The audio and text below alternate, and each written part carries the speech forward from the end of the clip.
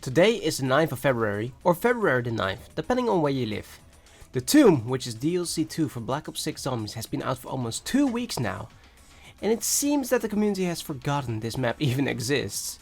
Not many videos are uploaded after the first week of release, and the streamers are not even bothering with trying to speedrun it in comparison to a Citadel no more. So the question I have, was the Tomb a bad map? Hey everyone, Flamer here, and today we discuss DLC 2, or as known as the Tomb, and we talk about the pros and the cons of the map itself. Now, before we start, I want to make sure that this is my opinion and all opinions are valid. Let's look at the story of the map first and the map itself then. Oh yeah, there is no opening cutscene. The story is set right after the events of Citadel no More's Easter egg, and we get transported to a nearby abandoned tomb that houses the set location of the Sentinel artifact. With the help of the medallion we collected, we get a memory to play out from Sir Archibald, the archaeologist who uncovered the tomb as an expedition sent out by Alistair Rhodes. Rhodes wants the artifact for himself to gain some sort of power, as heard in the intel surrounding the map. In this map, you are aided by Sam, Ravenov, Strauss, Raptor 1 and Peck. Wait, where is Peck? Treyarch said that Peck was one of the supporting characters, but in initial gameplay, you never actually hear the guy. Speaking of Peck, I went in as Maya in the hopes of hearing something at least, and Sam and Ravenov started talking to me. Has anyone checked on what Peck is doing and if he's good? I know the Peck Nation is waiting for the hero to return to the big screen and talk about his warheads. Anyway, moving on from here, Archibald meets his demise when entering the so-called Door to Nowhere into the Dark Aether Nexus. Here, the Sentinel artifact rests, and with the help of the Staff of Ice, which we last used during Origins, during its main quest, a formidable weapon that when upgraded becomes even better. Throughout the main quest, we make our way towards the Sentinel artifact and have to uncorrupt the power within by destroying the mirrored alternate versions of it. Once defeated, we collect it and get sent on our way towards Liberty Falls by Sam to infiltrate the mansion and apprehend Richthofen. However, it seems that Sam has other ideas. Now, let's get the facts out first. Yes, the ending cutscene was kinda lackluster and we expected more. But it does set up the story for who knows how long we have to wait until the next map. In the cutscene itself, we see all kinds of messages throughout time itself, notifying of the connection between the Dark Aether story and the Chaos storyline. Chaos has officially been implemented with the Dark Aether with the inclusion of Alistair Rhodes and the Sentinel artifact. All story, as heard in the intel, is canon to this new storyline. We officially have a continuation of Chaos after the heartbreaking cliffhanger that they left us off with in Ancient Evil. Who knows how these events will connect, but we shall see in the future. I hope at least. I'm kinda glad that Chaos is getting some love right now and that everything is not being retconned. We even get mention of court effects in the cutscene being tied to the Egyptians, and even the Sentinel artifact itself. Something that you won't see throughout the cutscene at first glance is that Sam, when zooming into the mansion blueprint, you can see power-up drop names, making us, the player, note that Sam is evil and perhaps still in control by Psychov, or his alternate form, the Forsaken. Now that the story is out of the way, let's check the map itself. The map starts off in a dig site location and has 2 entrances inside, which we can enter from the left and the right side. All locations will finally come together to the middle of the map, where we place the medallion down and open the Dark Aether Nexus. Now, I want you to think about how Black Ops 6 is connecting dots and putting in nostalgia as a way to appeal to both the old players, but also the new ones. One of those is when you enter the Dark Aether Nexus and this song suddenly starts playing.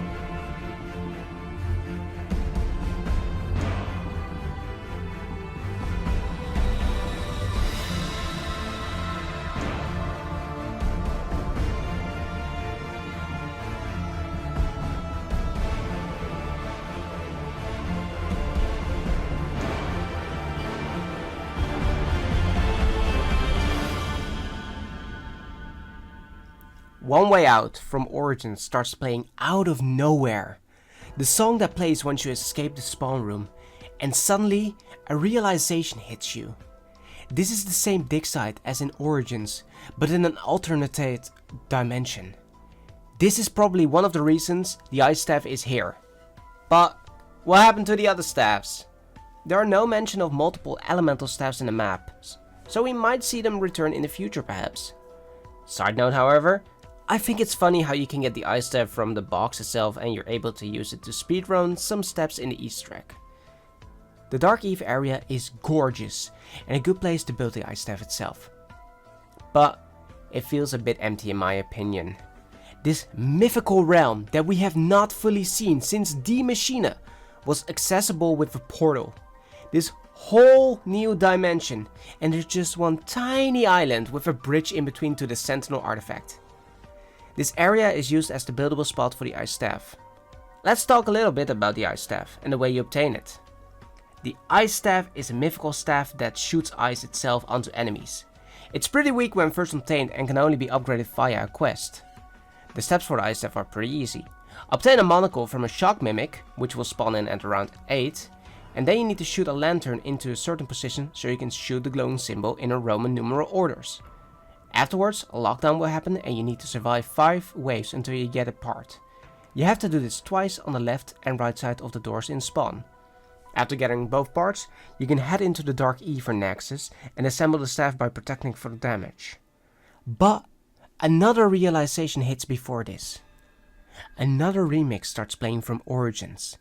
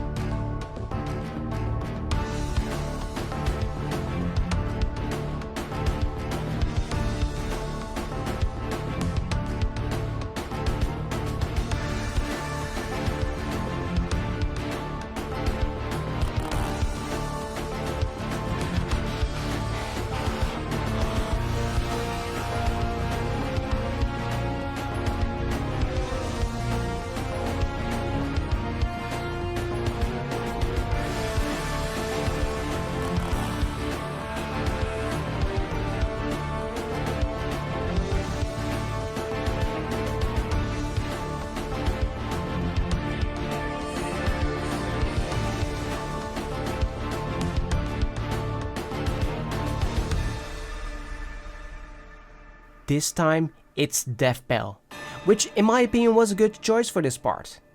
After completing it, you have the Staff of Ice and you can upgrade it by freezing a Dark Ether lantern, then finding flying symbols on rocks, shoot those symbols with the Ice Staff, and escort an orb by getting kills next to it.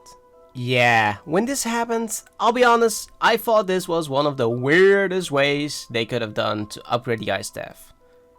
But then, I remembered we basically did the same in Origins. We looked at some symbols, shot the correct order, blasted away some tombstones, shot an orb, and then got souls.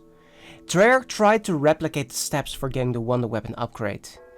But I feel like the way they did this is more tedious, since you can actually fail the symbols, but still get rewarded with the door opening and then basically fall to your death, cause you didn't get the good symbol. The Ice Staff itself is pretty cool and more usable in Black Ops 6 upgraded than in Black Ops 3 for me. You won't have to worry about running out of ammo since you can buy it, so it's a good way to guarantee yourself a good high round weapon. And the best part of it all is that multiple people can get it, instead of fighting over it in Origins and rock paper scissoring about who gets the Ice Staff or just steal it from one another without saying anything. Now that we got the Ice Staff out of the way, I want to talk about the enemies of the map. In this map we got normal zombies, armored zombies, but also vermin, parasites, doppelgas, shock mimics, and freaking amalgams. That's 5 special enemies in one map. What's next? We get Manglers and Abominations added as well? Please don't do this, Treyarch. Please, I don't want to see in the next map the Abominations and the Manglers again, please. Can we just get new enemies? Yes, please. Now, I did say that we were gonna see one enemy in one of my videos again, and that is the shock mimic. The Shock Mimic is like the Mimic itself, but discharges electricity to stun you by grabbing the player with its tendrils. The Mimic is kinda bulky, but easy to take out with a high fire rate powered weapon. Just make sure to stay away from him. You will know the Mimic is in the map when you see a static shock border around you. This could mean it's running around, hunting you, or disguised as an item on the ground, so make sure to shoot every item that you don't trust. The enemies in this map are kinda annoying to deal with, especially when you don't shoot down vermin and they evolve into doppelgas or even doppelgas into amalgams. The tomb is a small map which compares with the scale of Liberty Falls. The mechanics of the map feature finding shovels, like in Terminus, where you can dig up items. The new addition to this map helps with that, which is depth perception, which makes enemies behind walls show up with a red line so you can see where they are. In hindsight, the normal version is nothing much to talk about, but the augments make it so much more usable. I like to use Critical Eye to get a small chance for my shots to become critical and get extra change, so I can go prone under literally almost any freaking box. So I can go under any box, build a ball, or even Gobblegum machine to get 100 essence every time. Depth perception can also help with getting a free Raygun side quest done. When purchasing depth perception, there is a big chance to find a green gem in the dig piles. When collecting 3 of these, they give and you put them into the statue in the room left from spawn, 2 doppelgas will spawn from that are more harder to kill. So you need to prep some, or you just take pot shots and hope you kill them for an early ray gun. When killing them, you go back to the statue and it will drop a bunch of essence and the ray gun itself. Gone are the days of 360 knife proning in front of the box. We actually have a guaranteed way of getting a ray gun each time, and it won't take much time at all. The tomb has many quick side quests you can complete for some rewards that actually help, like shooting rocks in the Dark Aether to get a Pack-a-Punch crystal, and Cryo Freeze to freeze the waterfalls to get a guaranteed Aether wrench to upgrade your rarity for a quick way to set this up in early rounds for the Easter egg, for example. Now, about that Easter egg. This is where the bad comes in. Now, before I continue, this again is my opinion. I think the boss fight, being the Sentinel artifact itself, is lackluster. In a map before, we had an actual guardian defending the amulet itself, and now it's the artifact. Like, since when was this thing so overpowered? It can summon zombies that can insta-kill you if you have no armor, so you have to be very careful and avoid them at any cost after initially killing the artifact that comes out of it. After that, you think you're done, but you have to kill it fast because it activates a timed wave where if you fail to do enough damage, you instantly fail and have to retry the quest. Afterwards, when you complete it, you can pick up the artifact and the map ending cutscene plays out. The tomb itself is a close quarter map where you can easily get caught. You can shoot lanterns to drop fire as a sort of trap to give you some breathing room. Oh yeah, did you know there's an actual trap in this map where it shoots arrows from a wall and impales zombies? It's pretty cool! Sadly, none of it is actually used in an actual Easter egg step. The tomb has some cool rooms which I thought could connect so much more to the Chaos storyline. But the tomb itself is pretty cool to look around, but not very special as a gameplay aspect to move around in. So now that we talked about almost everything, let's have a pros and cons list to the map to decide if it's actually good or bad. Let's start with the positives of the map. The map itself is functional and you can play around and go for a high round. The initial thing Zombies was made for, it being a wave-based survival mode. It gets harder with time, giving moments of grief for both new and old players. The Ice Staff actually functioning pretty well in this map. It's fun to use when upgraded and actually is fun to use as well then. The Dark Aether Nexus is beautiful and a good way to showcase the Dark Aether. And the side quests are amazing and can be used to set yourself up pretty quickly so you don't have to worry about the harder enemies early on. Now, for the cons. The enemies in the map make the map less enjoyable when you can both get grabbed by amalgams and shock mimics, making you have to wait out if you actually make it out alive, because you can't do anything. Next thing you know, you get yeeted into the nearby zombie horde that you were training around and you die. The Ice Staff normal is not fun to use and is frustrating because of its lackluster damage, and not even being able to take down a full horde. Still freezing zombies, but still being able to be hit even when they are near being frozen, making you have to do the upgrade quest. Now, the argument could be, hey, we did this in Black Ops 2 and 3 as well, but at least you had a choice in which staff you could grab. The upgrade quest for the ice staff punishing you with a death penalty when you fail the symbols on top makes this even more frustrating if you're a solo player, since you have to look at the symbols while not getting hit, while they are high up in the air, and then having to shoot the symbols. The final boss insta-killing you multiple times and being slow paced. If the boss was at least fast with its patterns and not having you left to wait, it would be so much better. But with the amount of specials spawning in, I can't justify the choices they made. The lack of characters. Seriously, where's Pack? Characters don't interact as often and the story is all over the place with the Chaos and Ether being combined. Like, can anyone explain to me why we see the Sentinel artifact from Voyage here, since we already collected that? When did Scarlet had time to bring the Sentinel artifact into the tomb and seal it up with a magical bridge?